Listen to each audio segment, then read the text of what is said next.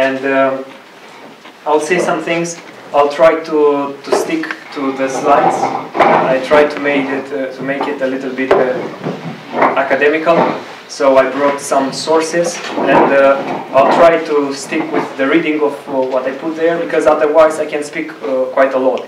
So please, at the half of the time, maybe it will be, I'll try to do it in maybe 1 hour, but at the half of the time, please announce me to know that I have just one more half, so I'll arrange myself.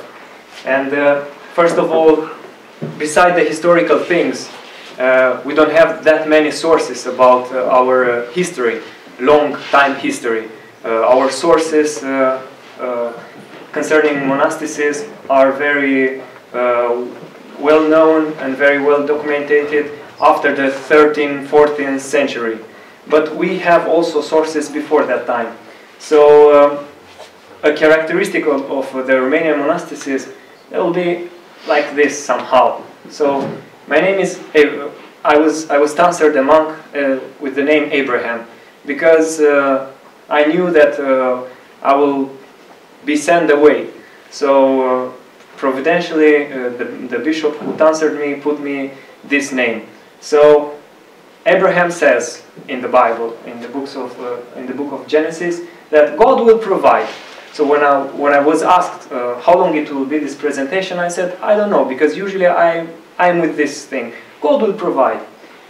One day I was celebrating the liturgy. I was one of the priests, and there was the Bishop of Moldavia in Old Skiti, a small monastery which is very, very, it has a long hesychastical tradition, and it is up in the mountains somewhere 1,000 meters. And there were many priests coming, and one priest came later. And when he came in the front of the altar and to take the blessing of the bishop looked at him and he said, "You guys, do you know only one verse from the Bible? Those who come last will be first?" So also for me, it's like, Abraham, all I know from the scripture is God will provide. So hopefully God will provide also the timing and some good information to keep you plugged to what I'm speaking. Otherwise, just make me a sign. So I said from origins up to date. I was very proud initially to write that from the 3rd century till today. And I think Benjamin or somebody modified the title, because they said, okay, but monasticism started to be organized only in the 4th century in Egypt, and then in Cappadocia and Jerusalem. And I mean, how can you say that in Romania it was like that? And this thing made me think, well, that's true. I thought our monasticism came from the beginning, and it might not be so, but I found it that it is so. So we'll try to see how it is so. But first we have to see the matrix of the formation of our people. And we are known as Dacians, and the country, Romania, where Romania is situated today, it is called Dacia, and the inhabitants are called Dacians, and they are from the Thracians, from the large tribe of Thracians who lived in southern Danube, in Balkans, Pannonia, up till Prague today. So large tribe there. And we were conquered by Romans, and from the beginning of the 20th century, many scholars saw that we are very Latins in our characters, in our language, and we were very happy to say that we are Latins, combinations between Latins and the inhabitants which are Dacians. So, by God's providence somehow, the symbol of the Dacians was exactly the same as of the Romans, a wolf.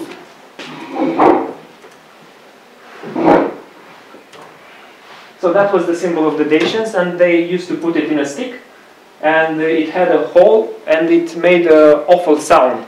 So they try to be very fearful to those who they attack. Usually they were still people, they didn't have wars, big wars to conquer, just from time to time passing the Danube and attacking the others, but very small. Another important element is the mountains, the Carpathian mountains. You'll have a map and you'll see how they look. because it is the place where the Dacians had their capital and where they used to redraw themselves. And in modern times there is a hesychastic father who says that the Romanian monasticism and the Romanian orthodoxy has a Carpatic iconocyte. It has the icon of Carpathians, and I'll tell you more about that because it's important. And the most important sanctuaries of the Dacians, we know very, very little about the Dacians, are there in the mountains. And nobody is able to interpret it in the right sense. We just presuppose. So that's how it looks. It's like the Stonehenge. People say it's according to the constellation of the stars, and we don't know exactly. And that's the map of the modern Romania, and these are the Carpathian Mountains.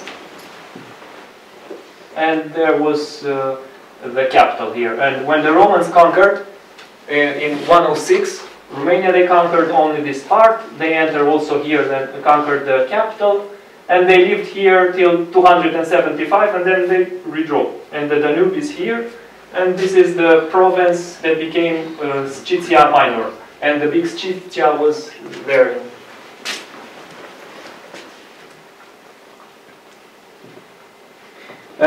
We know some things about the religion of the Dacians, and we know that they had a god called Zalmoxis, and we have sources that speak about this divinity, and it's Herodot, Platon, Diodor, Apuleius, Jordanes, Porphyrios, and Lucian, Diogenes, and Diogenes Laertius calls him Zalmoxis.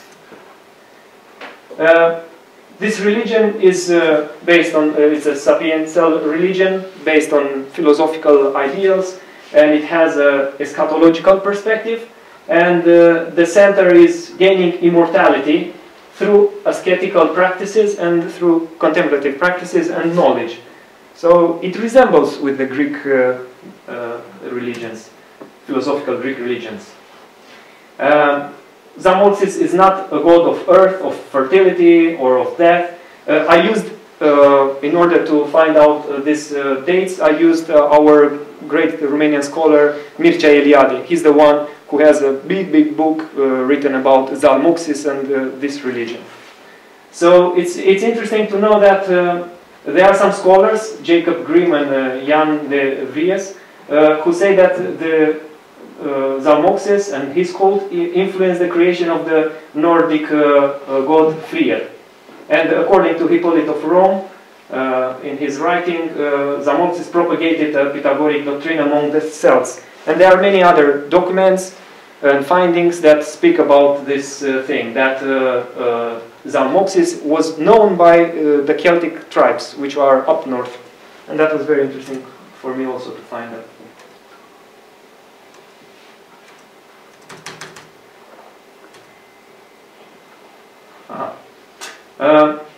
I was telling you about some sources.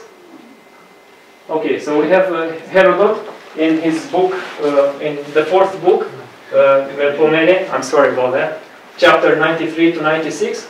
He speaks about the Getae, and he speaks about the Thracians and about these Dacians. So he says, those who believe in immortality, Getae, who are the bravest and the most upright in their dealings of the Thracians. So Getaes are our ancestors, Gets. They believe in immortality.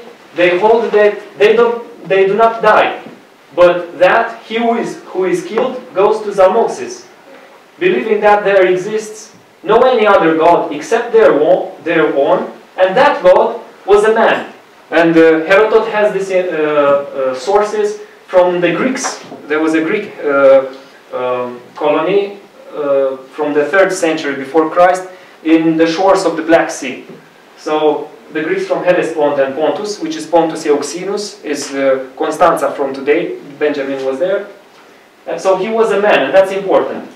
And then he said that when he was a slave of Pythagoras, And then when he came back to the country, he wanted to bring knowledge to his people. So he was inviting the nobles from the Romanian country, from the Dacians, and offering banquets.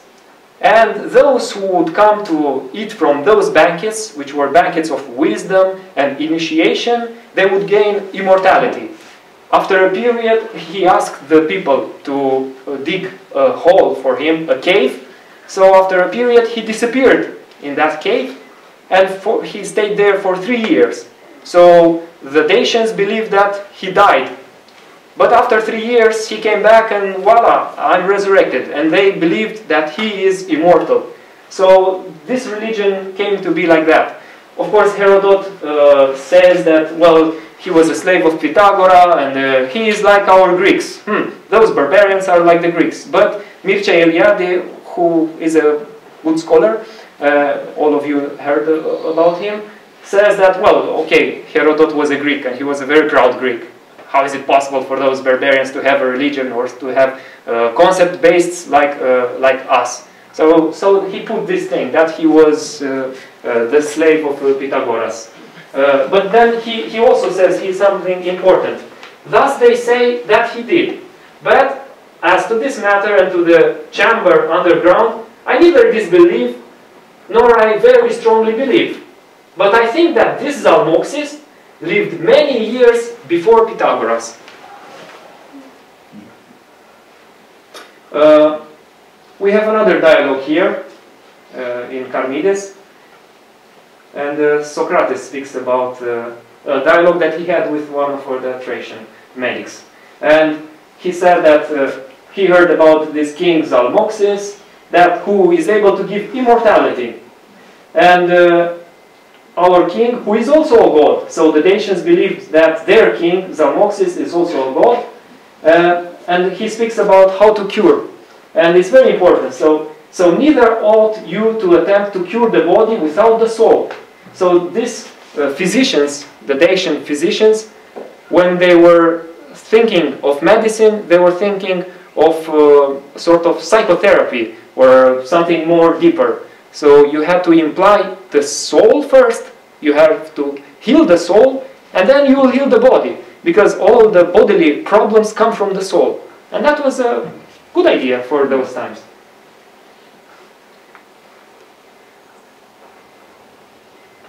We have Clement of Alexandria, who heard about these traditions and about this religion, and he gives a testimony in Stromatis, the 4th book. And he says that the barbarous nation, not cumbered with philosophy, select, it is said annually, an ambassador to the hero Zalmoxis. So Zalmoxis was one of the disciples of Pythagoras. The one then who is judged of the most sterling worth is put to death, to the distress of those who have practiced philosophy. So there is a practice of philosophy, and we know that in the first centuries, especially from the 2nd century on, monasticism was called practicing philosophy. So for the individual whose life is framed as ours, then he says that we should be like these people. We should believe in immortality, and we should believe that when we die, we go to our Christ, our God. And he says that, look, there were religions before Christ who were very similar with the good news that Christ brought. And so somehow the land where Christianity came, the Dacia, was prepared. Other testimonies, it's Origen in Contra Celsion, Julian the Apostate, who speaks a lot about the Dacians and about Zalmoxis.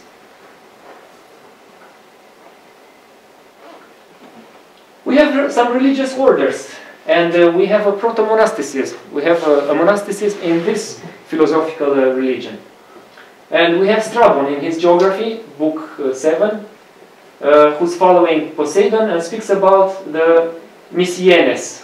That's a Getic tribe related to the Dacians, southern Danube, where is Bulgaria today, as being celibate hermits, eating vegetarian, and are named Kapnobates, those who walk in smoke. They were probably shamans, or they were using in their practice this smoke which made them dizzy and go high. Then we have another name, theosevis, those who are fearful of God. And Mircea Eliade said that these two categories do not refer to Zalmoxis, and he makes a big analysis. And we have abioi, or Christe, separated, celibate anaphorites for God, and that is in Strabon, the 7th book. Living in the north of Danube, the Dacian category of hermits is mentioned by Flavius Josephus in his Judaic Antiquities in the 18th book with the name pleistoi, those who are covered with a woolen hat. And I found a study, which is very interesting, that there is some connections and there are some parallelistics between these ascets and those who lived in Qumran. And the study, yeah, and as well as Jordanes in Getica, he's quoting Cassiodor and Dion Chrysostom, relates that the priests are named Piliati, pleistoi, so the same one as above, for they were wearing a hat as a religious sign, and the other Dacians had long hair, named capillati. So, how do a monk looks like? Well, he has a hat and he has long hair. About that study, which I found it very interesting, it's Eugene Lozovan. He has many studies about these things, common elements between the those from Qumran and our ancestors, those who were practicing philosophy.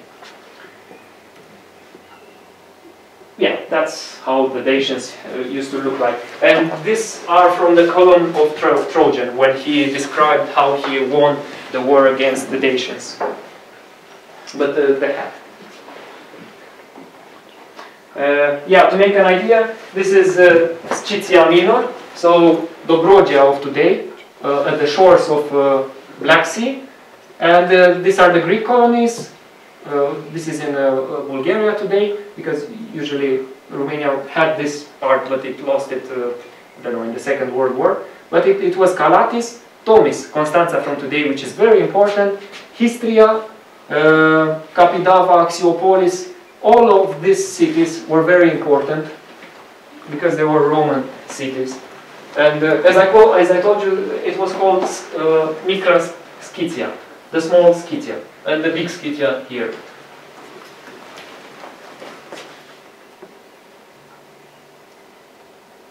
Yeah, just enlarged Romania and the big Scythia and the small Scythia here. It's important because it relates with what I will speak afterwards. So how did Christianity came to the Dacian lands? Well, where did Zalmoxis disappear? It seems that he was very easily assimilated in Christianity.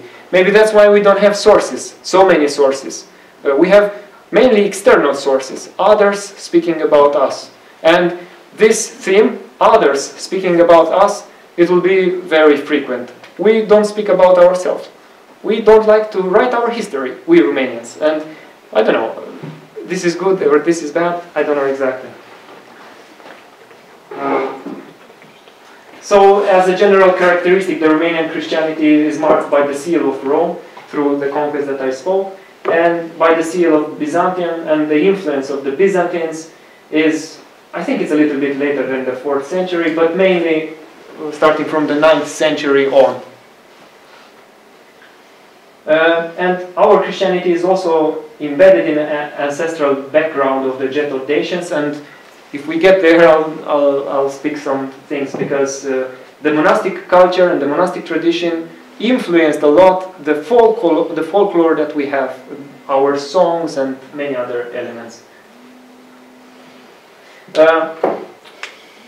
We have sources that speak that Saint Apostle Andrew, and recent sources say that also Saint Apostle Philip came and preached in Scythia Minor.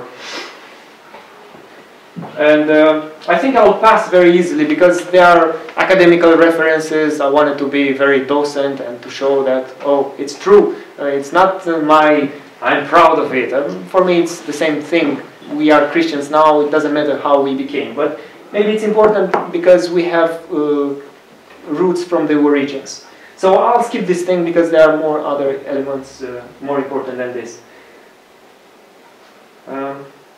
Yeah. But about the sources, we have Eusebius in Historia Ecclesia, Origen in the third book on the commentary of Genesis, a lot of hagiography, who speaks about the preaching of Saint Andrew in Scitia Minor, and a lot of academical mentions, and I'm glad that I found not only inner academicians who speak about this, but there are also outer academicians, even though he's quite old, Jacques Zeiler. Should I open?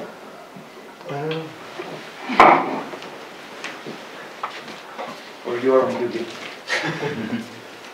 So how did Christianity spread in Asia?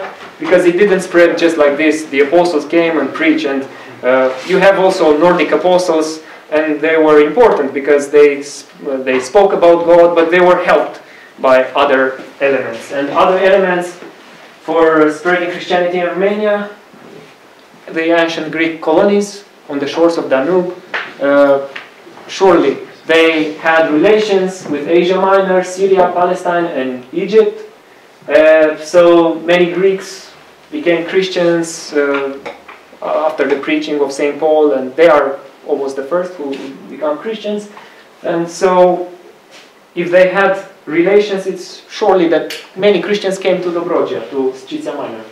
And then after the Romans conquered Asia in 105-106, they bring colonists, and the colonists are from Rome, Asia Minor, Dalmatia, Syria, Egypt, and the Roman soldiers, which is the 13th Legion Gemina and the 5th Macedonica Legion, which were in Palestine, and they were about, in all these years of Roman domination, there were about 30,000 to 40,000 Roman soldiers. And we celebrated today Saint George. So he was a soldier, a Christian soldier, and we have Saint Dimitri and Saint Theodore and other Theodore and so on. So in these soldiers, who some of them remained on the land after 275, after Aurelian, Emperor Aurelian withdraws the troops, many of the soldiers are getting married with the inhabitants that were there already. And the Gothic tribes who come in Moldavia, they also bring Christian prisoners from Parnassus, Cappadocia. And we know this from a letter that was, I'll mention later on. And yeah, there was Christian persecution, and we have more than 80 known martyrs in Scitia Minor till the Edict of Milan. So Christianity spread in Romania, especially after 271. The presence of this stable Christianity in Scitia Minor between the 3rd and 6th century. We have martyrs, 3rd to 4th century. We have very clear sources. These are the names of the martyrs. I just put there. I won't mention them, just to show that they are, and it's not just stories, and there are other sources who speaks about them.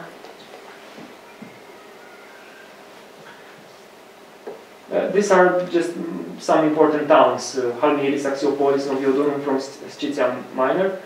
And yeah, there were some relics who were found in a chapel monastery that is dated from the 5th century, and with the inscription and the monogram, and here and there martyr blood. There is an important martyr in Moldavia, which is above Scitia Minor, and we have Sozomen, who speaks about this. And there is a priest, Verca, Bathusius, and the monk, Arpila, and 26 others. So there were monks there, but at least of one we know, and that is in the 4th century. Then we have a very important martyr, Saint Sava the Greek. He was Greek, and he was martyred in the Gothic persecution. Why is it important? Because the bishop that was in Scitia Minor was in contact with Saint Basil the Great, and the bishop from Scitia Minor, sends the relics to Basil the Great. and Basil the Great give thanks. So there was a close relation. And who's Basil the Great? Well, the one who made the principles for Eastern monasticism. So, and the letter is written in a very, very fine Greek. So it seems that the bishops that were on that shores of the Black Sea were very cultivated. Yeah, there are 180 names of martyrs between 3rd and 4th century. So it shows a very well organized Christianity. It was not necessarily underground Christianity, but it was a little bit more than that. And it's very important, Christian cultic objects of foreign province, that it shows that Christianity came from outside.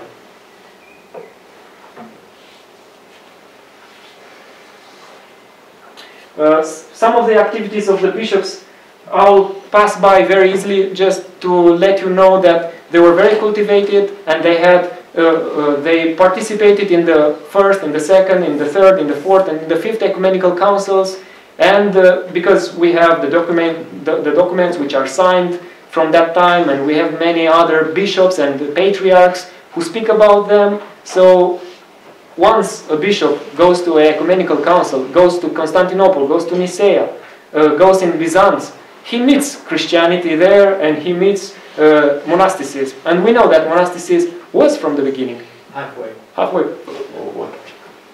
Okay, so pass.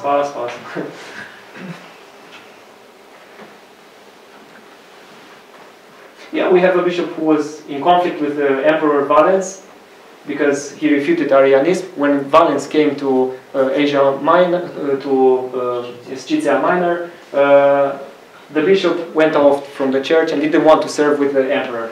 And the emperor wanted to kill everybody, but he didn't want them to have problems with the Scythians, so he said, okay, drop it. This one is very important, and after this one I'll skip the rest. In 392 we have Saint Theotim, and we celebrated him a few days ago. And he's mentioned by Jerome in the Viris Illustribus, and says, also by Saint John the Damascus in the Holy Parallels. And he said, he practiced the philosophical life, which is the monastic life, with a very rigid diet, and he had long hair, and surely he could not be the only monk from his diocese. So in the 4th century, we suppose that there was clear monasticism there. Okay, so 3rd Ecumenical Council.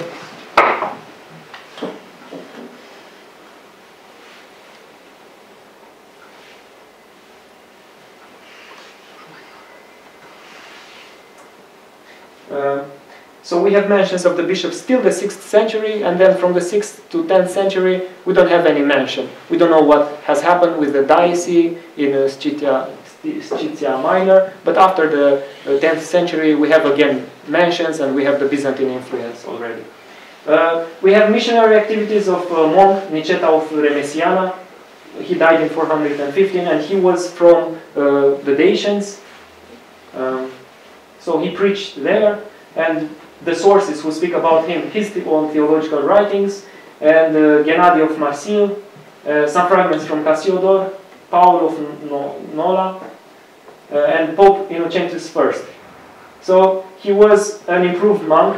He is presented as an improved monk who is preaching within the crude pagans and transforming them into meek monks.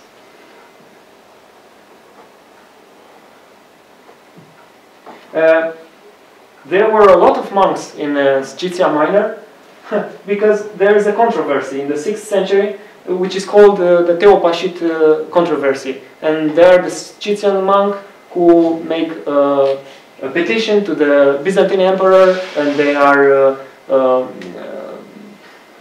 they make problems to the bishop from the see of Tomis.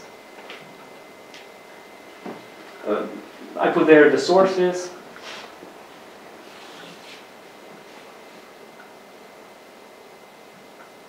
We have two monks which are from Dobroje, from Scythia Minor, and you all know John Cassian and Dionysius the Exiguus, the one who made the Christian calendar. Even though he lived in Rome afterwards, But both of them, they speak about their own native lands, and I put it here, the sources, that they were from Sciția Minor, and they were 40 kilometers from Tomis, Constanța of today, where Benjamin was.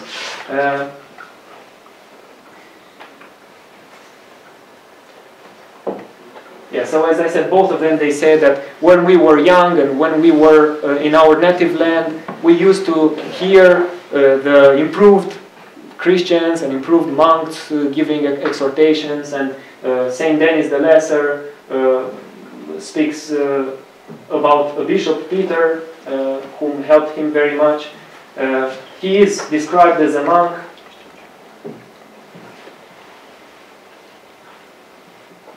So even though we don't have tracts of monasteries, we have monks there, and very cultivated bishop monks in the 4th, 5th, 6th century. Yeah, as I already spoke about the Scythian monks. There is a monk, Deacon Zotikos, which is mentioned in Constantinople in 533, because he was there. So if he was in Constantinople in 533, and he was a monk, surely he brought the rhythm of life that he found in Constantinople, in the monasteries there. So all the Romanian monasteries and the skiti that are on the Romanian land, from the beginning till now, some of them disappeared, some of them we have only remainings, and most of them are still active today. So there are 930 skiti and monasteries together in Romania.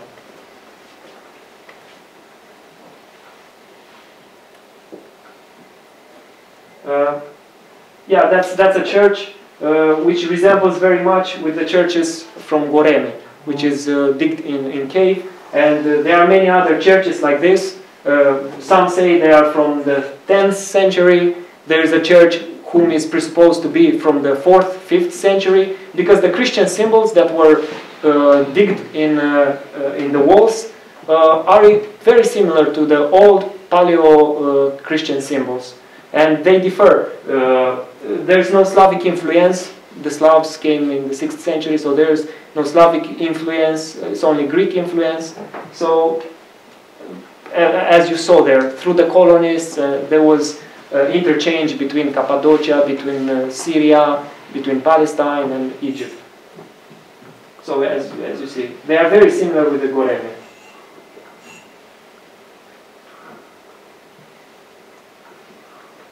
Yeah, this is from 11th century, and it was found quite recently, so it had some martyr relics there from 304.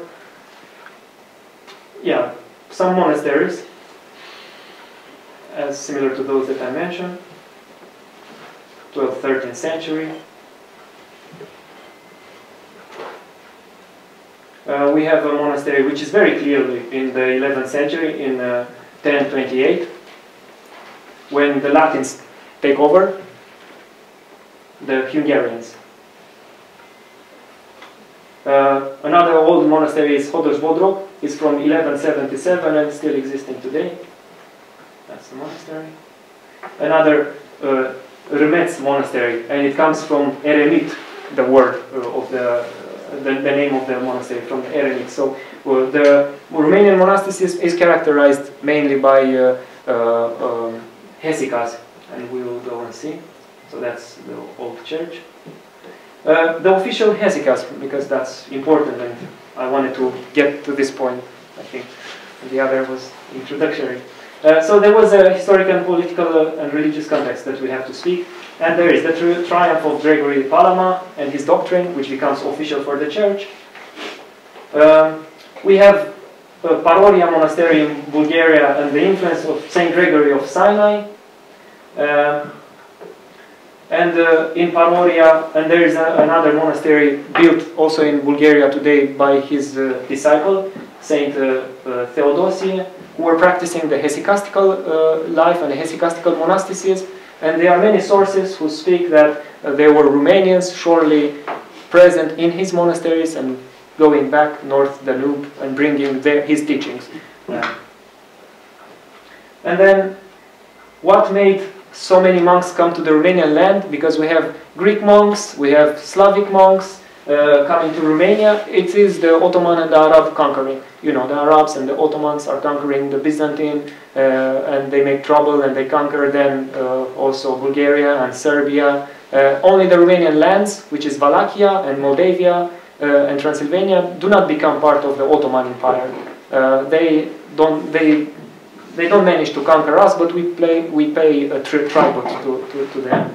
But we are free, so monasticism could go freely, without persecution, in the Romanian land. So that's why many monks with good influence, hesychastical influence, came to Romania, where they found already Romanian monks practicing what they brought theoretically. And we have the formation of the Romanian medieval states, Wallachia, middle of the 14th century, and Moldavia and Transylvania. And we have bishopric sees in these lands starting from the 9th, 10th century, and recognized officially in the 15th century by Constantinople. So this is Wallachia, this is Moldavia, which was like this, but the Russians took it. And this is Transylvania, which the Hungarians had it for a couple of 400 years. But the Romanians remained Romanians, and they remained Orthodox with the price of blood. Because in Transylvania, the Hungarians wanted to make them Catholic. We have many documents we speak about conflicts starting from the 11th century, and then it's very bloody in the 17th and 18th century when they sent cannons and they destroyed all the monasteries from Transylvania. In Moldavia, it's great. Great influence, good connections with Mount Athos. Wallachia the same, big monasteries. So these two lands are very Orthodox, and many monasteries here built it to defend the Orthodoxy in Transylvania. And even many emperors had petitions, and because the Hungarians from here were not happy with the Orthodox from there, with the monks who were making missions.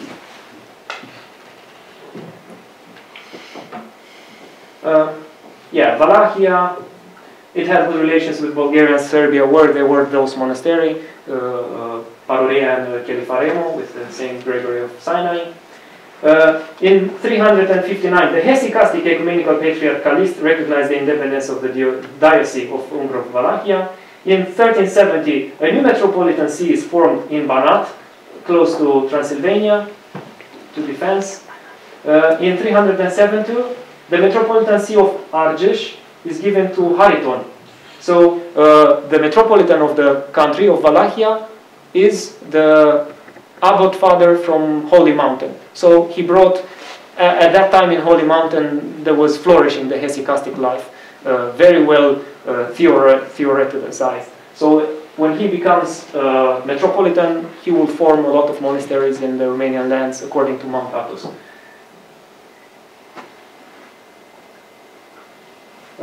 And the Romanian kings, they are becoming main founders because they were free, main founders and main contributors to Mount Athos, to Holy Land, to Jerusalem, and to the lands that were occupied by the Muslims. The man who organizes big monasteries is Saint Nicodim of Tismana. He died in 1406. We don't know much about him, but he was formed in Mount Athos. And because Serbia was taken, that part of Serbia was taken by Hungarians, he came to Romanian land and he founded there two big monasteries, which is Tismana and Prislop, according to the hesychastic life. And he himself lived in a cave. So he formed a big monastery, and he used to live in a cave outside the monastery. In the 16th century, we have a prince, Negoie Basarab, who is a saint in our church, and he wrote recommendations for his son and for the population, and they are very hesychastic. And it seems that the hesychastic doctrine was very well assimilated by the Romanian intellectuals. Some pictures with the monasteries, and this is Tismana, that's the initial church. There's a fresco there, but that's not very important. This is another big monastery, Kozia, also very old, in 1388. This monasteries had hundreds and hundreds of monks. Bistrica also now it has about 150 nuns still today, because that's a picture from today.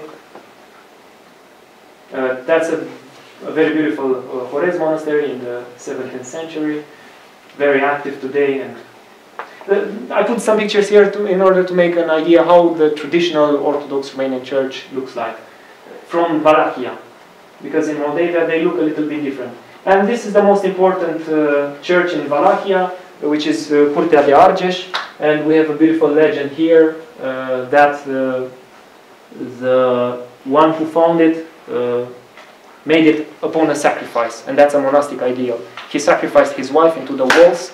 I think you can find legends like this in other parts, but he sacrificed his wife in order to build the monastery, because they were building and the monastery was, the walls were collapsing all the time. So they said, okay, the first wife who comes and brings food, she will be sacrificed into the walls. And they said, right. And there is Meșterul Manole, he was the chief, and when he was looking, his wife, so he had to build upon his wife, and take and that and that. So upon a sacrifice, the idea of sacrifice. But it's a master art and a masterpiece. And I'll speak, and I spoke about that the monastic culture influenced the folk culture, and this is a folk culture that this man built it like this. But it shows that people had the sense of suffering, of sacrificing, and also the Dacians were sacrificing themselves for Zalmoxis. Okay, so you made an idea. We have Moldavia. In 1365 it's recognized by Hungary. In 1359 we have a metropolitan see. In 1401 it is recognized as independent see. In 1401 when they go to ask recognition from Constantinople, they come back and they take a lot of scrolls and a lot of manuscripts from the monastery of Studion, and with a lot of hesychastical texts, which will be translated into Romanian. So we had very theoretical hesychast on paper as well. And from Romania it spread wide into the Slavs. Do you want to see some pictures with the Moldavian monasteries to see if there is a difference? Because architecturally there are differences.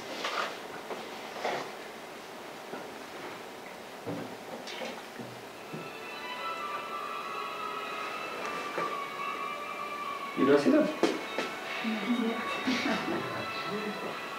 Because I have them on my laptop. Maybe if you minimize PowerPoint or whatever. Well, can you tell me how to do that? I have a Windows 8, so that's it.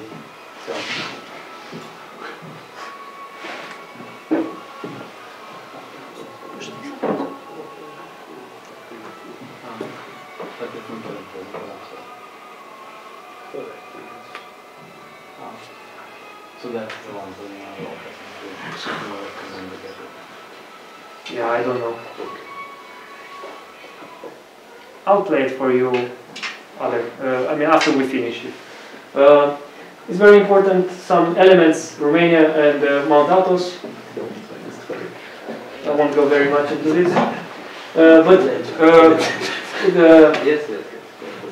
In the 14th century, the Cutlumuș monastery is totally rebuilt by the Romanian princes. In 1508, Prince Bogdan repairs the church from Careia. 15th and 17th century, Big Lavra monastery is restored and the new church is built by Princess Nevoie Basarab. Dionysiu monastery restored by Nevoie Basarab. The main church and the chapel are built. Monastery Dochiariu is entirely rebuilt in 1552 by Prince Alexandru of Moldavia. Vatoped is renewed by Nevoie Basarab. Gregoriu Anzografu counts Stephen the Great from Moldavia among its founders. Simonos Petra counts Mihai the Brave among its founders. Church of Saint Panteleimon was rebuilt in 1812 by a prince in Moldavia.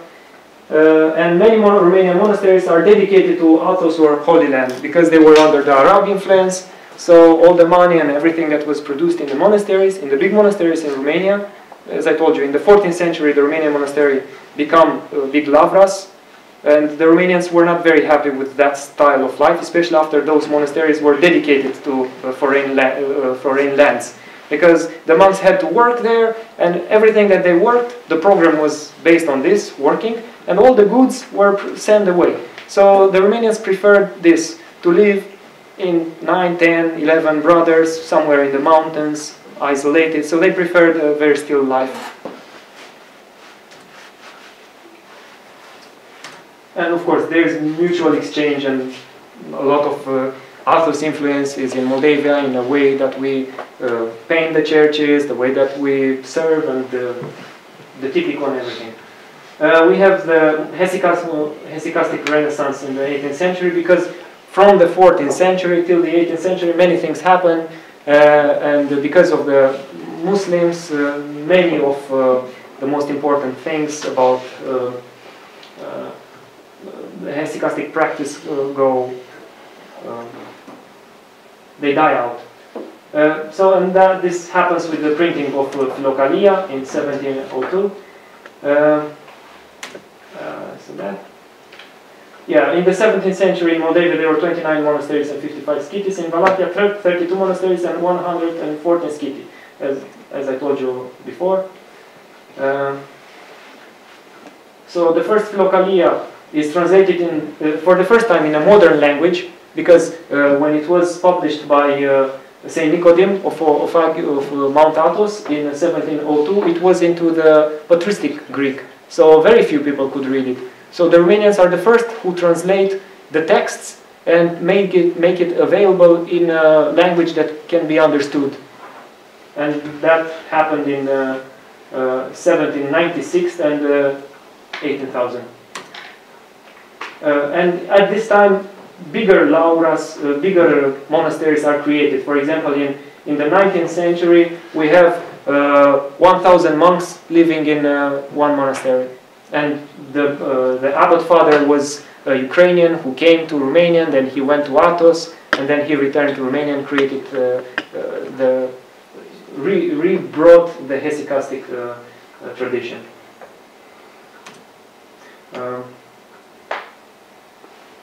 So I won't present much of this, or this is about some methods. For example, we have Nicodim of Tismana in the 14th century, and then we have Vasile from Poiana Mărului. He comes from Ukraine.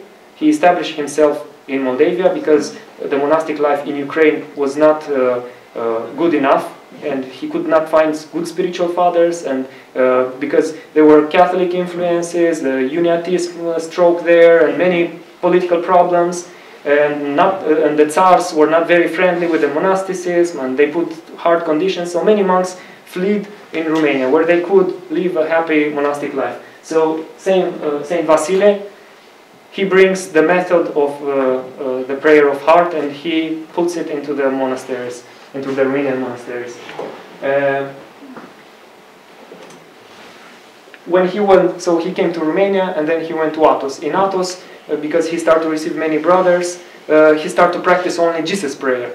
So ignoring the prayers of the church, the laudes, vespers, matins, and so on. So he was criticized, and he had to defend himself. So in this context, he defends the prayer of the heart, and he says it's the most important prayer. All the others are just blah blah blah, and they are like the old law. They are like the Old Testament. The laudes are like the Old Testament. They will only guide you to Christ, but it's not Christ himself that you will meet. But through the Jesus prayer exclusively, you will meet Christ. And Jesus prayer can be practiced by anybody, anywhere. So because this cleanses the passions, cleanses the thoughts, and it will help you to encounter Christ.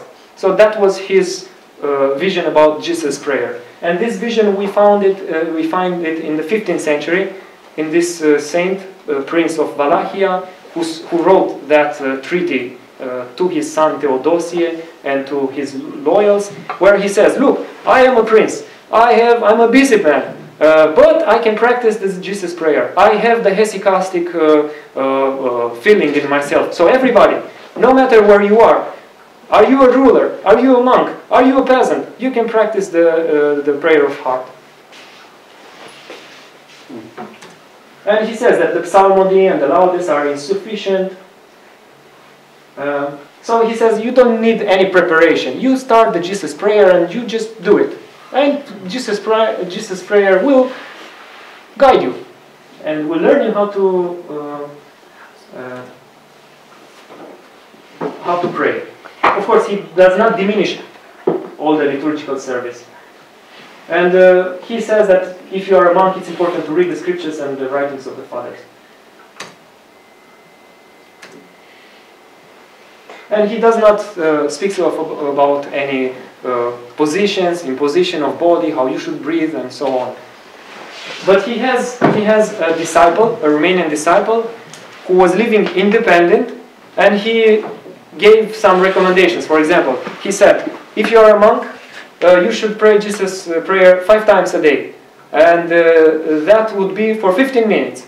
Wake up in the morning, make some prostrations, and then say the beginning prayers, and then put 2 fingers above the heart, and then incline your head and say the Jesus prayer. But and then if you go to the service, and you are obliged to go to the service, put it under your cloak, so nobody can see that you practice the prayer, but everybody was practicing in the community, was practicing the prayer, and just say it there for 15 minutes. Don't say more, because it's a very hard prayer. Why should you have the fingers here above the heart? Because the tradition speaks that you should keep your mind above the heart. So you should have the mind above the heart and to control it, because above the heart there is the spiritual center, above the cardias, above the heart as an organ. So a little bit. So you, by pressing here, your mind is connected to this point that is being pressed. So that's an interesting method that is given by Romanian hesychasm.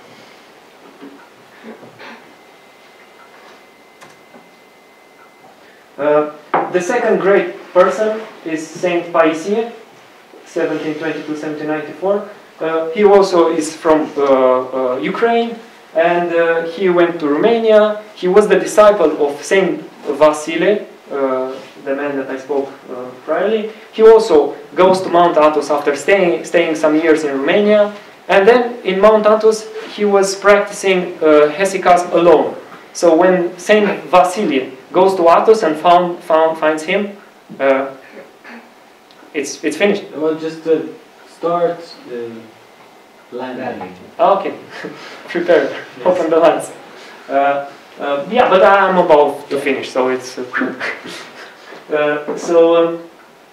he finds Paisie there and says, what are you doing here? Why do you live alone?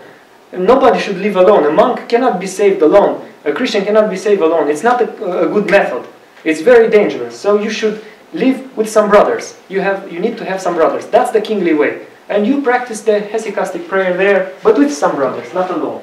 And then Paisie comes to, he forms about 64 monks. He comes with those monks in Romania, and in a couple of years he moves from some monasteries, but he has, on his dying bed, he has 1,000 monks that he is guiding. And his principles, because his principles are still present today in the Romanian monasteries. What was the rule in Mount Athos that they used to bring? Well, they used to live alone,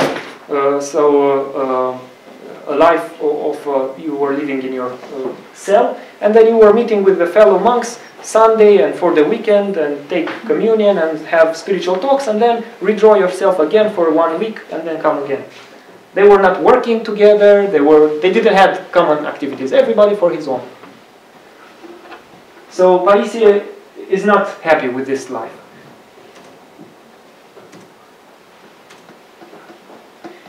So what is interesting for him, that he says, okay, there are 3 ways of salvation.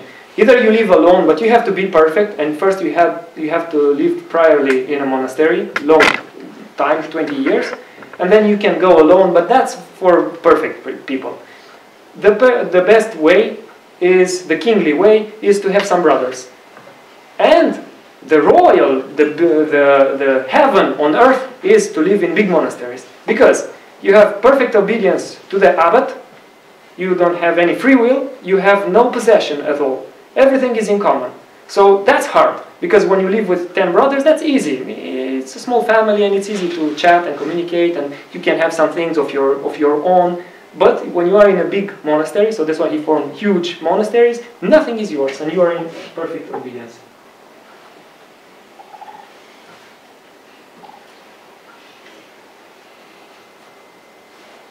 And he says that you cannot practice the prayer if you don't have the guidance of an elder. So he adds, if Vasile says, you can practice it, you'll find your way, he says, no, don't practice it alone.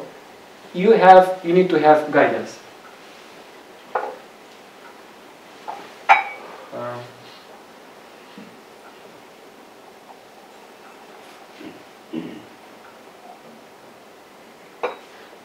And the pure Romanian, until now we have a Serbian Greek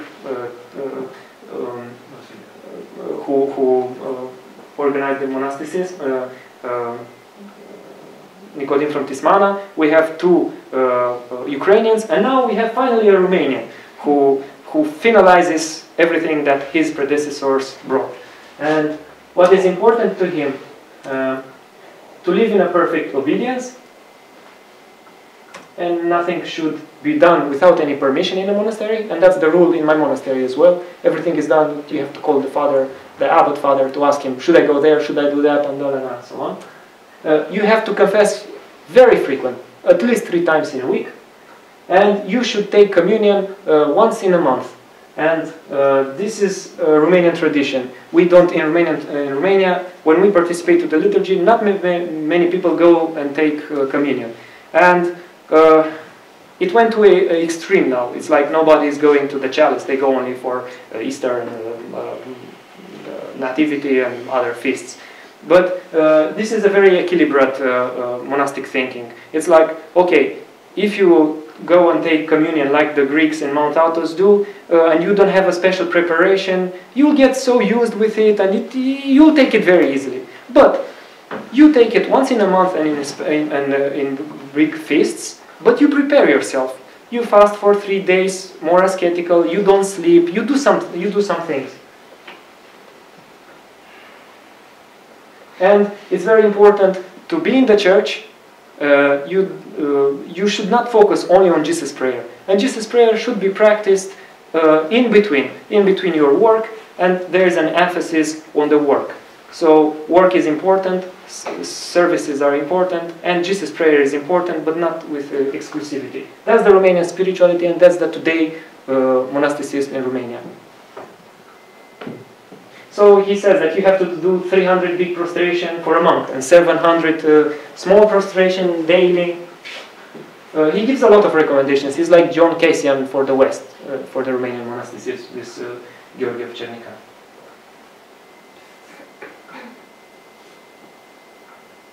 And he says, first you have to get rid of the passions in order to practice Jesus prayer. You cannot practice Jesus prayer, because if you practice Jesus prayer and you still have sins, passions, the Jesus prayer will become just a normal prayer that will live alongside your passions. So first, do perfect obedience. Don't have anything of yourself.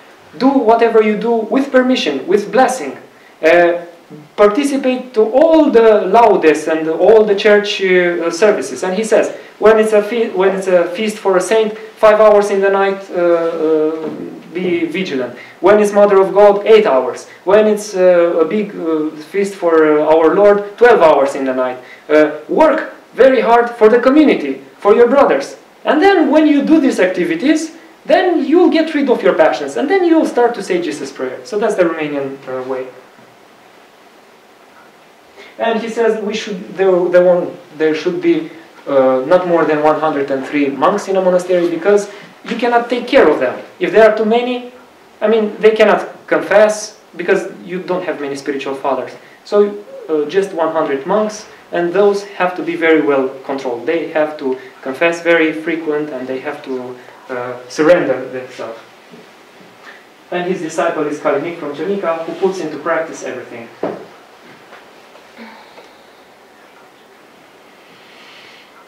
And he founds a monastery that is today in Romania, like in Mount Athos. There, no women can go there. In the 20th century, we have a movement of intellectuals who are bringing again the Jesus Prayer, Burning Bush, the translation of Philokalia by Father Dumitru Stăniloae. This again made possible for everybody to read about the methods and about the hesychastic life. And my last point, the specificity of the Romanian monasticism. So Father Dumitru Stăniloae says the Romanian monasticism is a synthesis between the Greek rationality and abstract and Slavic other-worldly mysticism, a synthesis between the openness and the lucidity of the Latins and the mysticism of the Orientals. Oliver Clement, who made a lot of studies about Romanian monasticism, who went there and is a very good friend with Patriarch and many other monks, he says that it's about a monastic civilization, not a monasticism as a way of life in itself. For example, you have the monasticism in Cappadocia, Mount Athos, where there is the monastic world, which is in itself, so it's not for everybody, whereas the Romanian, it's a culture, it's a monastic culture who is that is very open, and who formed, as I told you, the folklore and the culture of the people. So the hesychastic spirit, based on personal sacrifice and communion between human nature, is to be found in folklore, and there are many folkloric tales, and most villages were built around monasteries. First there was a monastery, and the villages were built around the monasteries, so people can have access to the monasteries. Yeah, the role of monasticism is very important. They kept the orthodoxy, they kept the tradition, they kept the spirituality, they protect from the Catholic influence. And yeah, it's very engaged in the social world. And there was a Romanian monk in a big monastery where there are almost 800 nuns. And he says in 1973 that if your brother comes and knocks at your door and you still have to do your prayer, just abandon your prayer and serve your brother. Because if you don't serve your brother will go sad. But if you serve your brother and make your summon happy, then you can go back to your prayer, and that prayer will be heard by God. Or otherwise, you won't be. Your prayer won't be received by God. And Benjamin, who was in some of the Romanian monasteries, maybe can tell you more, that it's very welcoming, and you have free meals, and you don't have to pay never for being there. And,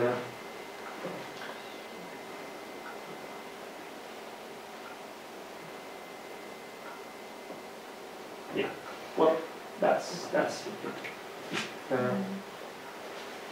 jumping from one to another, but that's it.